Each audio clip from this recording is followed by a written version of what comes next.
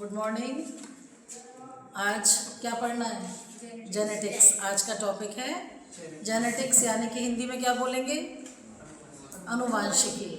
Genetics मतलब हमारे माता पिता से जो कैरेक्टरिस्टिक्स ऑफ स्प्रिंग्स में आते हैं वो किसकी वजह से आते हैं? जेनेटिक्स की वजह से। तो आज हमें इसी के बारे में डिटेल्ड स्टडी करनी है। हमारा आज का टॉपिक है जेनेटिक्स।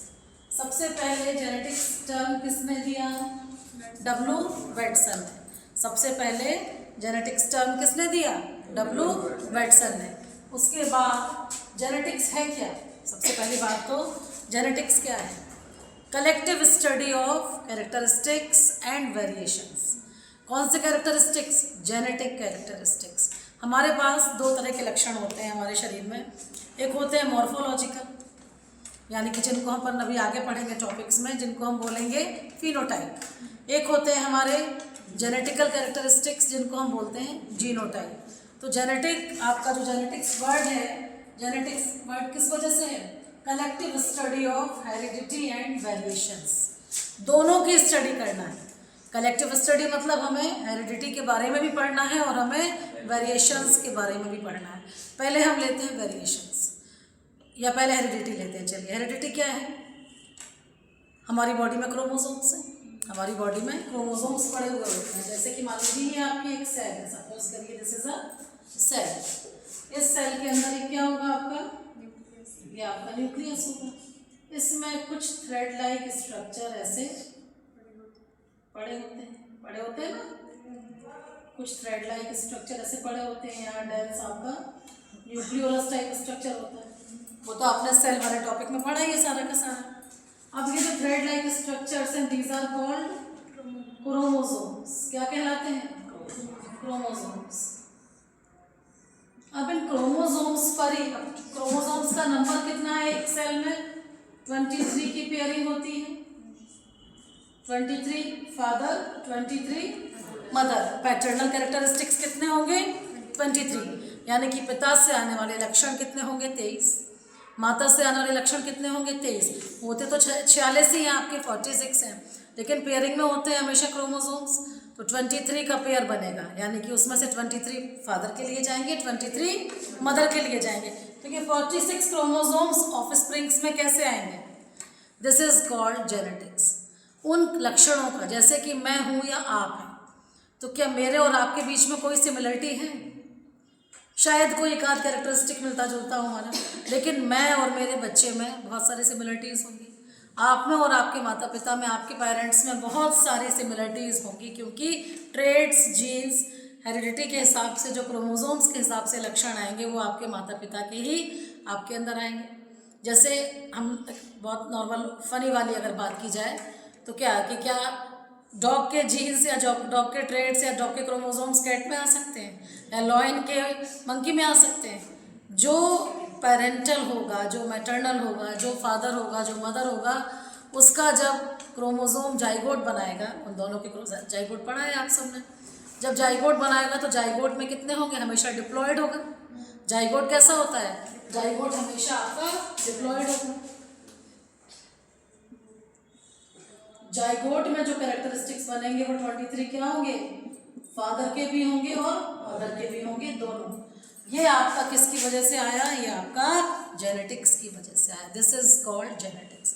सपोज करिए मदर के बाल काले रंग के हैं, फादर के बाल ब्राउन कलर के हैं। अब आने वाले बच्चे के बाल काले कलर के भी हो सकते हैं और ब्राउन कलर के भी हो सकते हैं। It's dependent on the dominant और रिसेसिव ट्रेट्स। वो सब अपन आगे पूरे डिटेल में पढ़ेंगे। Today is introductory class of genetics.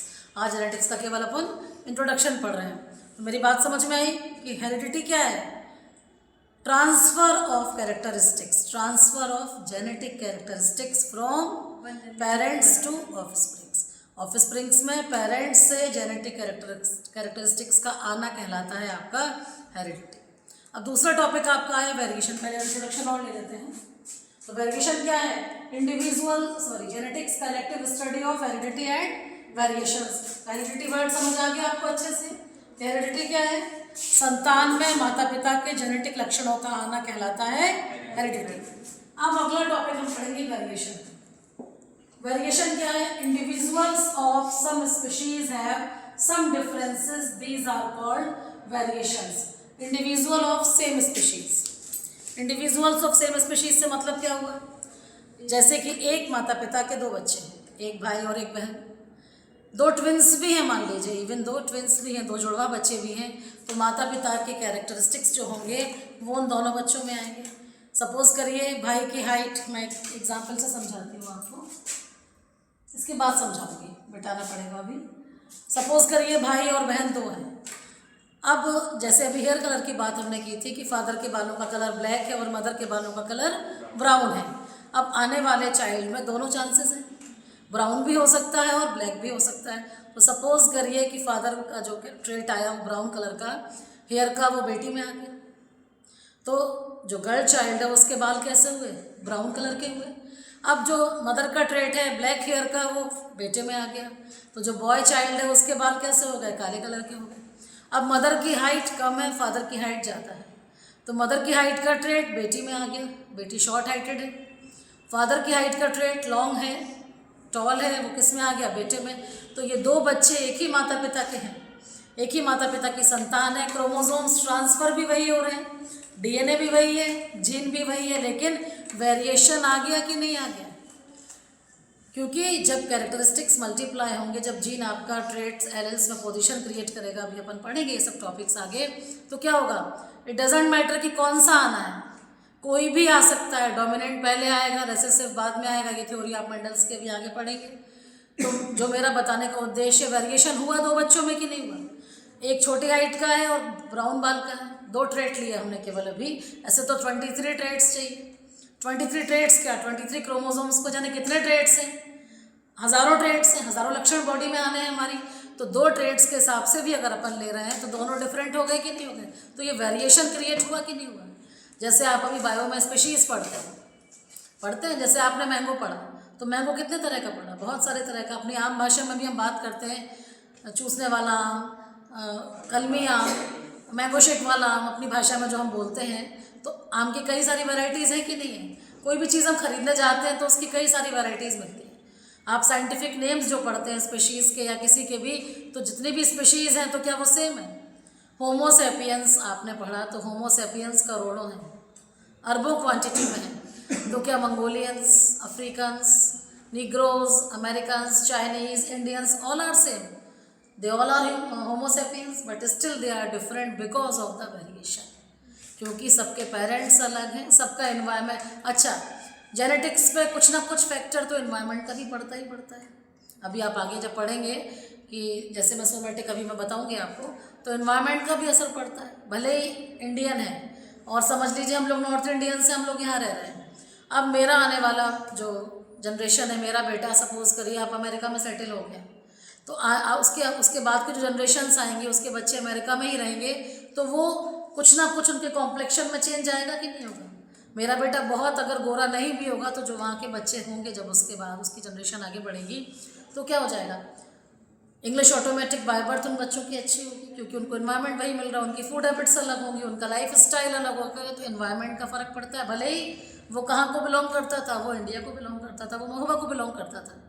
That's why genetic trades जो हैं वो कंटिन्यूएशन में ऑफ स्प्रिंग्स में आते हैं, और यही हेरिडिटरी क्रिएट करता है, यही वेरिएशन को जन्म देता है। वेरिएशन इसी वजह से होता है, क्योंकि जो भी क्रोमोसोम से ट्रेड्स आएंगे वो सब कैसे आएंगे? डिफरेंट डिफरेंट आएंगे, एक ही ट्रेड हर संतान में नहीं आएगा। वेरिएशन समझ आ गया, जेनेटिक्स समझ आ गया। अब आप थोड़ा सा हिस्ट्री पे ध्यान दे लीजिए, क्योंकि आपके नीट में जो क्वेश्चंस आते हैं वो हिस्ट्री से भी बहुत सारे पूछे जाएंगे। ग्रेगर जॉन मेंडल, जिनके बारे में मेन पढ़ना है, क्या कहा गया? फादर ऑफ जेनेटिक्स किसको कहा गया? Gregor John Mendel. ये एक प्रीस्ट थे, ये एक प्रीस्ट थे, और इन्होंने अपना सारा का सारा रिसर्च किस पे किया? मटर के पौधे पे किया, पाइसम सटाइवम पे किया। प्रीस्ट थे, चर्च में बहुत सारे प्लांट्स लगे होते हैं, अपना प्रीस्ट वाला काम करते थे, अपना ध्यान वगैरह जो भी इनका पूजा पाठ होता था। उसके बाद ये प्लांट्स को, चूँकि इनको नेचर से बहुत अटैचमेंट था, तो ये बहुत ज़्यादा गार्डनिंग करते थे। जब ये गार्डनिंग करते थे तो इनकी बार बार नज़र जाती थी कि ये एक जैसे पौधे क्यों नहीं होते, इनके फ्लावर्स के कलर अलग क्यों हैं, ये झाड़ियाँ क्यों हैं, ये हर्ब्स क्यों हैं, ये श्रब्स क्यों, दिमाग में थॉट्स चलते रहते थे। फिर इन्होंने धीमे धीमे ये सोचा कि मुझे जो प्लांट्स चाहिए उन प्लांट्स को मैं मुझे जो लक्षण चाहिए उनको मैं कैसे ला सकता हूँ प्लांट्स में। तो इन्होंने धीमे धीमे सबसे पहले चूज़ किया मटर के पौधे को। 22 में से क्यों चूज़ किया? क्योंकि वो एनुअल प्लांट था और उसमें 7 ट्रेड्स मिल रहे थे। मटर का पौधा एक ऐसा पौधा था जिसमें 7 लक्षण उसको मिल रहे थे और कैसा था? एनुअल प्लांट था, बहुत जल्दी ग्रो हो जाता था, ज़्यादा वेट नहीं करना होता था, टाइम वेस्ट नहीं होता था। तो मेंडल ने अपनी सारी रिसर्च पी प्लांट पे की और उन्होंने 7 ट्रेड्स के हिसाब से बहुत सारे आपके हेरिडिटरी के लॉज क्रिएट किए। 3 लॉ बनाए गए उनकी जेनेटिक्स के हेरिडिटरी के। पहला लॉ ऑफ डोमिनेंस, दूसरा लॉ ऑफ सेग्रीगेशन, तीसरा लॉ ऑफ इंडिपेंडेंट असॉर्टमेंट। एक एक लॉ भी हम आगे नेक्स्ट क्लास में पढ़ेंगे। तो ये लॉ कैसे बने? ऐसा थोड़ी कि 2 प्लांट पर रिसर्च कर लिया और लॉ बन गया। कम से कम हज़ारों, 2, 4, 10,000, 20,000 प्लांट्स पर रिसर्च किया होगा, तब जाके पहले एक लॉ बना। तो जब एक लॉ बना तो उसके बाद उसके भी कुछ जैसे पॉस्टुलेट्स बनते हैं केमिस्ट्री वगैरह में आपके, तो उन्होंने सोचा कि ये गलत हो गया कुछ, अभी ये क्लियरिटी नहीं आई रिजल्ट्स में, तो फिर और रिसर्चेस की। तो उन्होंने अपने डिज़ायर्ड ट्रेड्स को प्लांट्स में लाने के लिए पूरी जो स्टडी की, इसलिए इनको कहा गया father of genetics. Gregor John Mendel आपके फादर ऑफ जेनेटिक्स थे।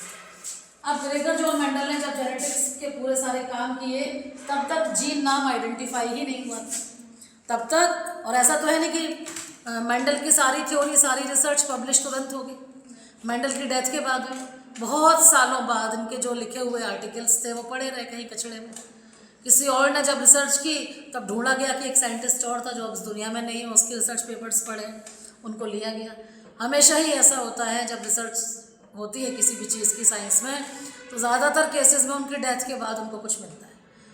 जिंदा रहते तो वो अपना पूरा टाइम रिसर्च में ही लगाते रहते हैं, साइंस पूरा उनका रिसर्च पे ही चलता रहता है। तो जब तक इन्होंने रिसर्च किया था जेनेटिक्स का, तब तक इन्होंने जीन नाम नहीं दिया था, जीन नाम था ही नहीं। तब उसको नाम देते थे फैक्टर। क्या नाम दिया था?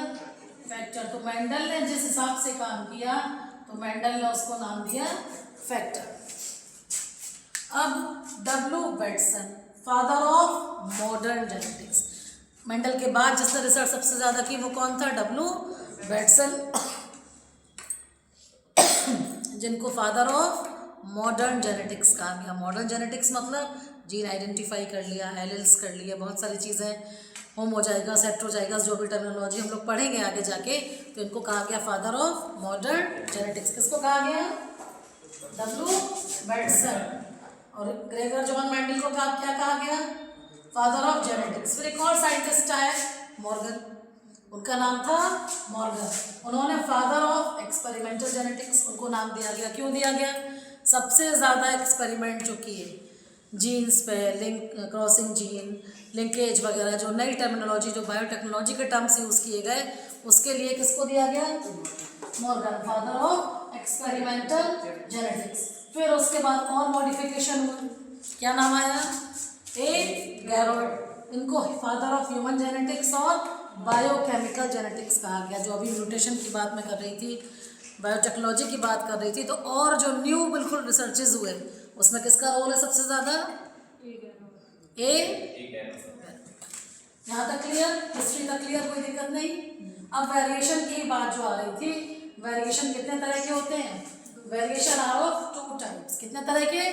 2 तरह के, सोमेटिक वेरिएशन और, दिख रहा है आप लोगों को?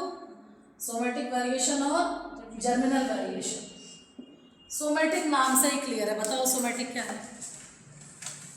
सोमेटिक किसको बोलते हैं? जो ऑटोसोम्स वाले कैरेक्टर होते हैं। कुछ और क्लियर? सोमेटिक में मैंने लिखा है नॉन इनहेरिटेबल। तो सोमेटिक कौन से होंगे? नॉन इनहेरिटेबल जो सोमेटिक में लिखा है वो कौन से होंगे? वो एक मतलब समझाओ बताओ, बोलिए, थोड़ा बहुत तो आंसर देने की कोशिश किया करिए। सोमेटिक कौन से होंगे? नॉन इनहेरिटेबल, जो पेरेंट्स से बच्चों में नहीं जाने, यानी कि ज़्यादातर कौन से होंगे? इन्वायरमेंटल। अभी मैंने आपको टर्म दिया था, तो सोमेटिक वेरिएशंस वो वेरिएशंस होंगे जो कंडीशनल होंगे, जो इन्वायरमेंटल कंडीशन के हिसाब से डेवलप होंगे, वो वेरिएशन कहलाएंगे सोमेटिक वेरिएशन, जो सोमेटिक सेल्स इंडिविजुअल में अलग अलग होती हैं, वो हेरिडिटरी वाली सेल्स नहीं होती, तो उनको बोलेंगे हम सोमेटिक वेरिएशन। अब जो मेन हमें पढ़ना है इनहेरिटेबल। इनहेरिटेबल मतलब they are transferred from parents to offsprings, इनको हम बोलेंगे जर्मिनल वेरिएशन। क्यों जर्मिनल वेरिएशन बोलेंगे? कितनी जर्म लेयर्स होती हैं? 3 germ layers are there, ectoderm, mesoderm और एंडोडर्म। कितनी जर्म लेयर्स हैं? 3। यहाँ लिख दीजिए, एक्टोडर्म, मेसोडर्म और एंडोडर्म। अब ये 3 जर्म लेयर हैं, इन तीनों जर्म लेयर से बनता क्या है आपका? एम्ब्रायो इन्हीं से बनता है या नहीं? इन जर्म लेयर से क्या बनता है आपका? एम्ब्रायो। एम्ब्रायो कहाँ से आएगा? मदर और फादर के जो पैटर्नल और मैटरनल कैरेक्टरिस्टिक्स होंगे वो किस में आएंगे? एम्ब्रायो में। तो जर्मिनल जो आपके वेरिएशन होंगे वो किसकी वजह से होंगे? These variations are referred from parents. किससे होंगे? पेरेंट्स। और जो चीज़ पेरेंट्स से बच्चों में आएगी वो क्या होगी? इनहेरिटेड होगी या नहीं होगी? कि ऑटोमेटिक आ जाएगी? जो चीज़ पेरेंट्स से ऑफस्प्रिंग्स में आएगी ये चीज़ कहलाएगी इनहेरिटेड ट्रेट्स या इनहेरिटेड कैरेक्टरिस्टिक्स। ये कैसे होंगे? Transfer from generation to generation. कहते हैं ना हमारे 7 पीढ़ियों में ऐसा होता आ रहा है, हमारे 7 पीढ़ियों में किसी में नहीं ऐसा हुआ। तो क्यों? क्योंकि लगातार वो ट्रेट्स चले ही आ रहे हैं, वो लक्षण चले ही आ रहे हैं, तो उनको हम बोलेंगे जर्मिनल वेरिएशन। जर्मिनल वेरिएशन को भी 2 पार्ट्स में बांटा है फिर, कंटिन्यूअस वेरिएशन और डिसकंटिन्यूअस वेरिएशन। कंटिन्यूअस वेरिएशन वो होगा जिसमें कोई ब्रेक नहीं होगा, जो नॉन स्टॉप पेरेंट्स से बच्चों में लगातार जनरेशन टू जनरेशन आएगा, वो क्या हो जाएगा? कंटिन्यूटी मेंटेन है। जैसे कि बोला जा रहा है, सपोज करो लॉन्ग हेयर का ट्रेट है कि किसी की फैमिली में सबके बाल बहुत अच्छे हैं। आजकल तो प्रॉब्लम है ना, बाल बहुत झड़ते हैं लोगों के, तो बड़े वरीड होते हैं कि हम तो मतलब हेयर ट्रांसप्लांट कराने तक की नौबत आ जाती है। तो किसी की फैमिली में सपोज करो पूरी जनरेशन्स 4-5 जनरेशन्स तक सबके हेयर बहुत अच्छे हैं, अब वो डिसकंटिन्यू नहीं हुआ, वो कैसा हो रहा है? वो ट्रेट कंटिन्यू हो रहा है, उसमें सबके दादी के भी दादी के ऐसे करके लगातार चले आ रहे हैं। अब किसी की फैमिली में कोई ट्रेट ब्रेक हो गया, कोई कैरेक्टरिस्टिक ब्रेक हो गया, तो उसको हम क्या बोलेंगे? Discontinuous variation. और वो किसकी वजह से होता है? म्यूटेशन की वजह से। म्यूटेशन क्या है? म्यूटेशन में सपोज करो डीएनए से क्या बनता है आपका? आरएनए। आरएनए प्रोटीन बनाता है। अब एक प्रोटीन तो अच्छा बन गया, वो डोमिनेंट ट्रेट को रिप्रेजेंट कर देगा। जो प्रोटीन अच्छा बन जाएगा वो क्या बनाएगा? Dominant trait. और जो प्रोटीन खराब रह गया वो रेसेसिव हो गया, तो डिसकंटिन्यू ऑटोमेटिक हो गया कि नहीं हो गया? अभी मैं इसको डिटेल में बाद में पढ़ाऊंगी, पूरा हम एक चीज़ डिटेल में लेंगे, अभी जस्ट इंट्रोडक्शन में दे रही हूँ आपको। तो म्यूटेशन समझ आया कि म्यूटेशन कहाँ हो गया? जहाँ कोई भी रेसेसिव जीन आ गया, वो कंटिन्यू नहीं कर पा रहा, वो ख़त्म ही हो गया जीन, वहाँ से रेसेसिव है, वो ख़राब है, और जो डोमिनेंट जीन है वो उसको सपोर्ट नहीं कर रहा, तो क्या हो जाएगा? वहाँ पर चेन ब्रेक हो जाएगी, तो वो आपके कहलाएंगे discontinuous variation due to mutation. ये बेसिक इंट्रोडक्शन समझ में आया अच्छे से? लास्ट टाइम एक बार हम रिकैप कर लेते हैं कि हमने क्या क्या पढ़ा। जेनेटिक्स टर्म किसने दिया? डब्ल्यू बेटसन ने। जेनेटिक्स क्या है? Collective study of heredity and variations. Variations क्या है? Individuals of same species have some differences, these are called variation. एक ही स्पीशीज के अलग अलग ऑर्गेनिज्म में बहुत सारी विभिन्नताएं होती हैं, उनको हम बोलेंगे वेरिएशंस। हिस्ट्री में अपन ने पढ़ा है अभी, ग्रेगर जॉन मेंडल क्या है? Father of genetics. उसके बाद डब्ल्यू बेटसन क्या है? Father of modern genetics. उसके बाद मॉर्गन क्या है? Father of experimental genetics. उसके बाद ए गैरेट क्या है? Father of human genetics and biochemical genetics. Concept clear? यहाँ तक कोई दिक्कत? फिर हम लोग आए थे वेरिएशन। वेरिएशन में 2 तरह के, सोमेटिक वेरिएशन और germinal variation. Somatic variations are non inheritable, they are not continuing from parents to offsprings, and germinal variations are inheritable, they are maintaining their continuity from parents to offsprings। अभी continuity की बात हो रही है, generation to generation आ रहे हैं, लेकिन आगे इनको भी 2 पार्ट्स में बांट दिया, जिसमें एक को हम बोलेंगे कंटिन्यूअस, एक को हम बोलेंगे डिसकंटिन्यूअस। कंटिन्यूअस क्रॉसिंग ओवर मतलब हर बार क्रॉस हो रहा है, हर बार कहाँ जा रहा है? क्रॉस होके नई जनरेशन में आ रहा है। क्रॉसिंग ओवर क्या कहलाएगा? What is crossing over?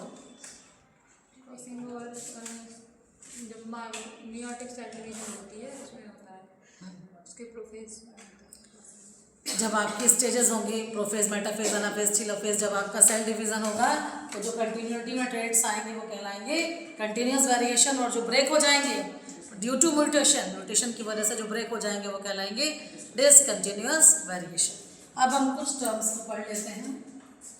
ये रब कर दो, इस साइड पे कर दो।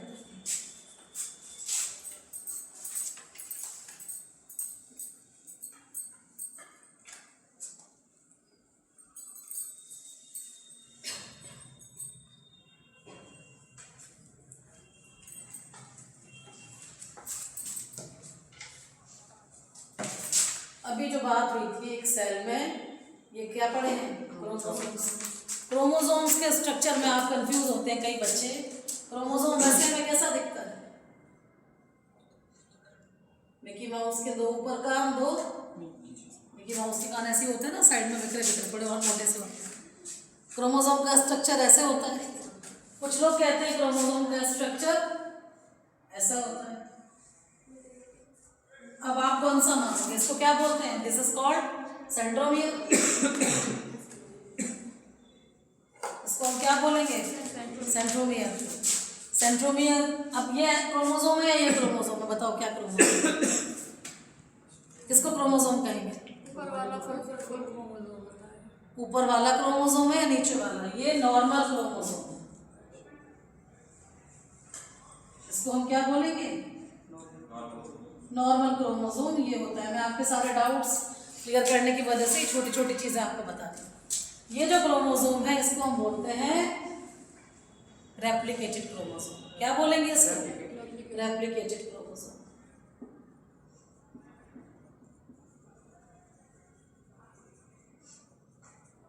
क्रोमोसोम होता यही है, लेकिन जब ये क्या करेगा, जब मेटाफेज में ये रेप्लिकेशन जब करता है तो ये अपने जैसा सेम एक और पार्ट बना लेगा। मैम इंटरफेज के एस फेज में होता है। हाँ, जब ये होगा तो अपने जैसा एक और पार्ट बना लेगा। अब जो पार्ट बनाएगा वो पार्ट सेपरेट नहीं होगा, वो पार्ट किसी से अटैच बना है, जुड़ा हुआ पार्ट है। तो हम इसको बोल देते हैं रेप्लिकेटेड क्रोमोसोम, इसको हम बोल देते हैं normal chromosome. Concept clear? Chromosome normally जब हम बनाएंगे तो कैसा बनाएंगे? ऐसा। और जब हम रेप्लिकेटेड क्रोमोसोम की बात करेंगे तो स्ट्रक्चर कैसा हो जाएगा? ऊपर वाला डबल स्ट्रक्चर आ जाएगा। अब कुछ छोटी छोटी चीजें हम देखते हैं। मैं आपको नॉर्मल क्रोमोसोम भी बना रही हूँ।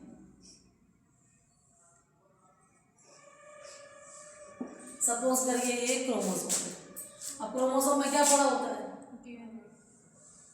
डबल स्ट्रैंडेड डीएनए होता है आपका। दो क्रोमोसोम से, एक फादर का है और एक मदर का है। सब आप कर लेते हैं।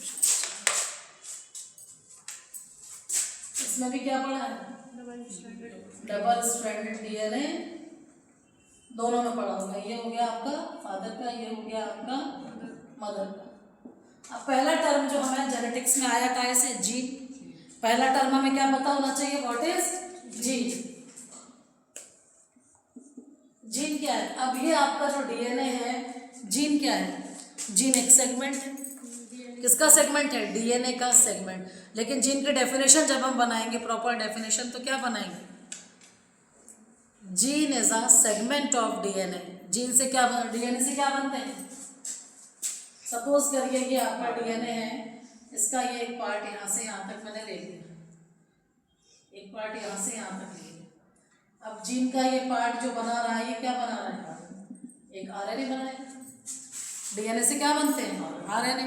कोई भी आरएनए बना सकता है। आरएनए 3 तरह के पढ़े हैं आपने, एमआरएनए, टीआरएनए और आरआरएनए। आरआरएनए के भी बहुत सारे टाइप्स होते हैं। अब mRNA messenger RNA, tRNA transfer RNA, RNA rRNA ribosomal RNA. तो अब आरएनए जैसे बना दिया, सपोज करिए इसने एमआरएनए बना दिया, इस सेगमेंट ने टीआरएनए बना दिया। तो डीएनए का एक ऐसा सेगमेंट, आरएनए मिलकर क्या बनाते हैं? आरएनए क्या बनाता है आगे जाके जेनेटिक्स के लिए? प्रोटीन क्रिएट करेगा। तो डीएनए का एक वो सेगमेंट जो कोई भी आरएनए बना सके proper, it is called gene. ये प्रॉपर डेफिनेशन होगी। डीएनए का वो सेगमेंट, कोई भी सेगमेंट जो प्रॉपर एक आरएनए बना सके, it is called gene. This is the proper definition of gene. समझ आई बात? अभी तक आपने कई सारी डेफिनेशंस पढ़ी होंगी, लेकिन डीएनए का एक segment, a segment of DNA which creates RNA is called gene. Gene को पहले क्या कहा गया था? फैक्टर। किसने कहा था? इन्होंने फैक्टर भी कहा था, इन्होंने एलिमेंट भी कहा था। दो नाम ध्यान रखिए। फैक्टर था और कुछ कुछ कभी कभी जो इनके साथ सपोर्ट वाले साइंटिस्ट थे वो उसको एलिमेंट भी कह देते थे। तो कभी किसी क्वेश्चन में अगर आपको एलिमेंट लिखा मिले फैक्टर के साथ तो आप कंफ्यूज मत होइएगा, समझ लीजिएगा ये ओल्ड जेनेटिक्स की बात हो रही है, वहाँ पर फैक्टर और एलिमेंट लिया गया। जीन बाद में मॉडर्न जेनेटिक्स में बढ़ आया। तो आपको जीन समझ में आया? जीन का दूसरा नाम फैक्टर। जीन की डेफिनेशन यही लिख दूँ कि याद रहेगी, लिखने की जरूरत नहीं है। What is gene? रिपीट करिए। डीएनए का वो it is a segment of DNA which creates a proper RNA is called gene. ठीक है। अब यहाँ जो पढ़े हुए हैं ये क्या पढ़े हुए हैं? आपके डीएनए पढ़े हुए हैं। अब बहुत सारे टर्म्स आपको जेनेटिक्स में अभी पढ़ने हैं। अगला टर्म आपका आएगा एलएल, या एटो जाएगा सोम हो जाएगा। चलो एलएल से शुरुआत करते हैं। जीन के बाद अगला टर्म क्या आएगा आपका? एलएल पढ़ते हैं।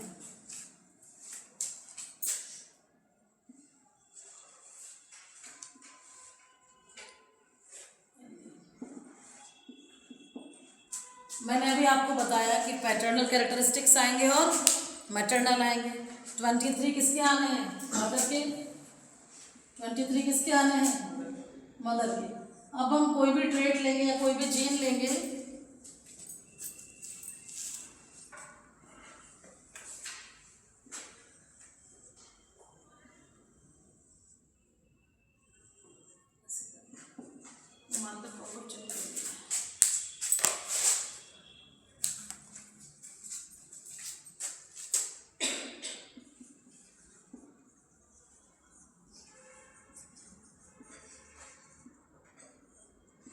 यहाँ हम ले रहे हैं सपोज करिए कैरेक्टरिस्टिक्स। मैंने पहला कैरेक्टरिस्टिक लिया हेयर कलर। इस एग्जांपल से आपको जल्दी समझ में आ जाएगा। दूसरा मैंने क्या लिया? सपोज करिए हाइट। तीसरा मैंने ले लिया आई कलर। अब जीन में ट्रेट्स होते हैं। एक जीन में एक ही ट्रेट होता है कि कई सारे हो सकते हैं? एक जीन में कई सारे ट्रेट्स हो सकते हैं। तो मैं ट्रेट की बात ही कर रही हूँ। जीन के बाद अपन दूसरी चीज लेंगे ट्रेट। पहले लिया था यहाँ बॉक्स में लिख देते हैं। जीन समझ चुके हैं आप। अब आते हैं ट्रेट पे। अब जैसे हेयर कलर की बात हो रही है। हेयर कलर फादर में कैसा था? ब्लैक। मदर में कैसा था? ब्राउन। हाइट मान लीजिए फादर टॉल है, मदर डॉर्फ है। आई कलर सपोज कर लीजिए फादर का ब्लू आई कलर है, मदर का ब्राउन आई कलर है। अब ये कैरेक्टरिस्टिक तो एक ही हुआ। हेयर कलर क्या हुआ? ट्रेट हुआ कि क्या हुआ? बताइए जल्दी से। हेयर कलर कैरेक्टरिस्टिक हुआ और जो कलर अपन ने लिया ब्लैक या ब्राउन वो क्या हुए? वो ट्रेट्स हुए। तो एक कैरेक्टरिस्टिक के कई सारे ट्रेट्स हो सकते हैं। इन दो के अलावा भी हो सकते हैं। हो सकता है हमारे फोर फादर्स में और किसी में कुछ और आई कलर हो। तो एक कैरेक्टरिस्टिक के कई सारे ट्रेट्स हो सकते हैं। ये कॉन्सेप्ट क्लियर हुआ कि ट्रेट क्या है? एक जीन कई सारे कैरेक्टरिस्टिक्स को रखता है। एक जीन में कई सारे कैरेक्टरिस्टिक्स हैं। एक कैरेक्टरिस्टिक में कई सारे ट्रेट्स हो सकते हैं। तो दिस इज कॉल्ड ट्रेट। अब ट्रेट के बाद भी शब्द आया आपका एलेल। एलेल क्या है? ट्रेट के बाद अगला शब्द आपका आया एल। एलेल स्पेलिंग ये भी सही थी। एलेल क्या है? जल्दी से बताइए। Alternative form of a gene. किसी भी जीन की अल्टरनेटिव फॉर्म को हम बोलेंगे एलेल। क्या लिखते हैं ना?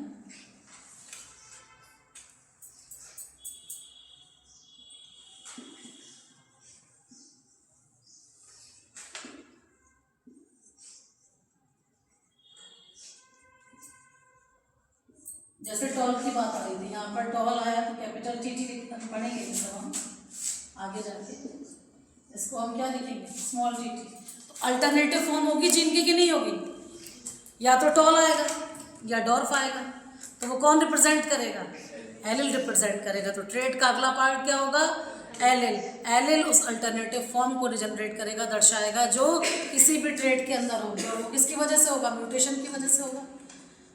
2 ट्रेड्स हैं, वो डिटेल आपको हम बाद में आराम से पढ़ेंगे जब हम पूरा डिस्क्रिप्शन देंगे इसका। जैसे डीएनए पर आपने पढ़ा कि जीन है, तो जीन से प्रोटीन बनेंगे आपके। जब भी कोई आरएनए बनेगा तो आरएनए क्या जनरेट करेगा? प्रोटीन। तो हाइट के लिए प्रोटीन जनरेट किया सपोज करिए, तो यहाँ पर ये आरएनए ने जो प्रोटीन बनाया ये काय के लिए हो गया? टॉलनेस के लिए, हाइट के लिए हो गया। अब दूसरा मदर ने जो प्रोटीन जनरेट किया हाइट के लिए, आरएनए उसने कैसा कर दिया? खराब प्रोटीन। वो म्यूटेशन, म्यूटेंट है, कुछ काम नहीं करेगा, रेसेसिव ट्रेट में आ गया। तो अब फादर को तो उस प्रोटीन को भी कवर करना पड़ेगा, उस जीन को भी सपोर्ट करना पड़ेगा ना, क्योंकि वो तो बीमार पड़ गया कि मैं तो किसी काम का हूँ ही नहीं। तो उतनी ही वो या तो डबल डीएनए बनाए, या तो वो डबल प्रोटीन बनाए, सॉरी नॉट डीएनए, या तो वो डबल प्रोटीन बनाया तो हाइट मेंटेन रहेगी, लंबा हो जाएगा। अगर वो डबल प्रोटीन बनाने से मना कर दे कि मैं सपोर्ट नहीं करूँगा, मुझे डबल प्रोटीन नहीं बनाना है, तो फिर वो क्या करेगा? अपने ही प्रोटीन, उसके 100 ग्राम प्रोटीन बनाया, 200 ग्राम बनाया, 500 ग्राम बनाया, तो दूसरे को भी 500 ग्राम चाहिए। 1000 ग्राम में हाइट प्रॉपर रहेगी। अब वो अपने पे है कि मुझे तो 500 ग्राम ही बनाना है, मैं दूसरे का 500 ग्राम काम नहीं करूँगा, दूसरे का काम नहीं करूँगा। तो क्या हो जाएगा? हाइट कैसी रहेगी? नॉर्मल रहेगी, क्योंकि वो तो म्यूटेंट हो गया। म्यूटेंट मतलब म्यूट, वो काम का नहीं है, वो रेसेसिव फॉर्म में आ चुका। तो ये ट्रेट के बाद जो एलिल्स काम करते हैं वो अल्टरनेटिव फॉर्म्स बनाते हैं। किसी भी चीज़ की अल्टरनेटिव फॉर्म कौन बनाएगा? एलिल। Concept clear? अब 2 शब्द और पढ़ते हैं, इसके बाद अपन आगे होमोजाइगस और हेट्रोजाइगस। जी और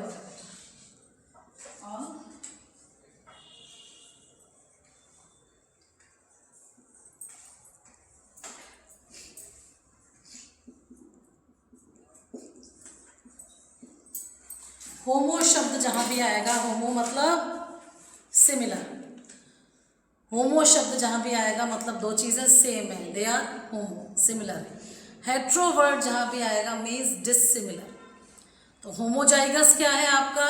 जब एक ही तरह के ट्रेट होंगे, एक ही तरह के एलिल होंगे, तो वो क्या कहलाएगा?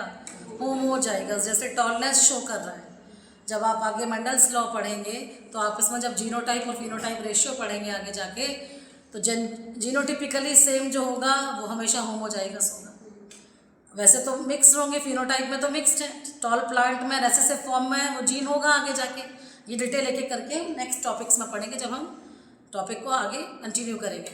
तो होमोजाइगस मतलब जब एक ही लक्षण को प्रदर्शित किया जाएगा, जब एक ही ट्रेट, एक ही एलिल, एक ही कैरेक्टरिस्टिक लिया जाएगा, then it is called homozygous. और वो प्योर होगा, और वो कैसा होगा? Pure, no mixed, no variation. तो उसको हम क्या बोलेंगे? होमोजाइगस। कैसे डिनोट करेंगे? Capital T. सपोज करिए ये 2 आपके क्रोमोसोम्स के पार्ट है, तो सेम पोजीशन पे, यहाँ पोजीशन भी अभी लोकस वर्ड छूट गया, एक और वर्ड आया लोकस, बोलते बोलते याद आया। लोकस वर्ड जो बना है वो किससे बना है? Location, position. जैसे मैंने बताया कि यहाँ पर ये आई कलर का जीन है, या यहाँ पर ये हाइट का जीन है, तो ये फादर में इस जगह पे है, तो मदर में भी सेम जगह पे ये जीन प्रेजेंट होगा, चाहे वो हेयर कलर का हो, चूंकि यहाँ हेयर कलर बगल में ही लिखा है। तो वो पोजीशन जो होगी वो कैसी होगी? सेम होगी। लोकेशन जो होगी वो कैसी होगी? Same. This is called locus. Location word से क्या बना है? लोकस। तो जो उनकी पोजीशन होगी वो कैसी होगी? Same. This is called locus. तो होमोजाइगस जो कैपिटल टी है, तो यहाँ पर क्रोमोसोम्स में कैपिटल टी प्रेजेंट होगा, तो ये क्या होंगे? होमोजाइगस। अब अगर यहाँ पर एक में कैपिटल टी और एक में स्मॉल टी प्रेजेंट है, दोनों अलग अलग हैं, दोनों डिसिमिलर हैं, एक टॉल बना रहा है, एक डॉर्फ बना रहा है, दोनों मिक्स कर रहे हैं, यानी कि प्योर नहीं है। फिनोटिपिकली भी प्योर नहीं है और जीनोटिपिकली भी प्योर नहीं है। फिनोटिपिकली प्योर हो भी सकता है बट जीनोटिपिकली प्योर नहीं है, तो वो क्या कहलाएगा? हेट्रोजाइगस। जैसे अपन जो भी क्रोमोसोम्स 22 आपके क्या होते हैं? ऑटोसोम्स होते हैं। तो 22 जो ऑटोसोम्स होते हैं वो सब क्या हैं?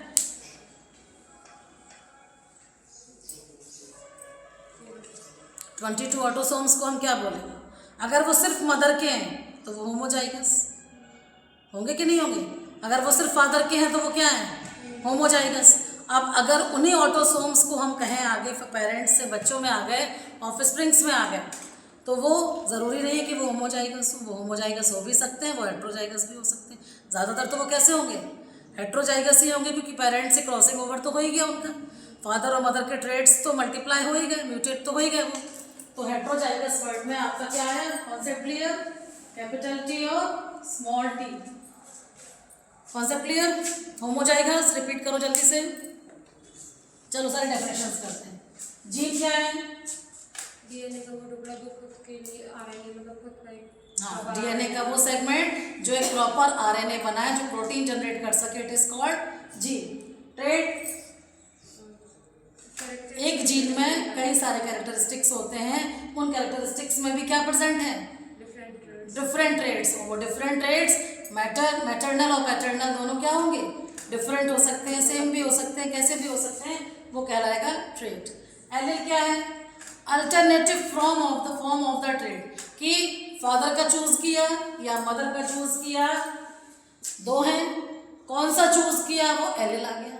Alternative form of a gene, जो भी अल्टरनेटिव चूज होके आया वो कहलाएगा allele, alternative form of a gene. Locus, position of a trade, position of a gene, location of a gene, location of a trade, location of a allele, उसको हम बोलेंगे locus. ये किससे बना है?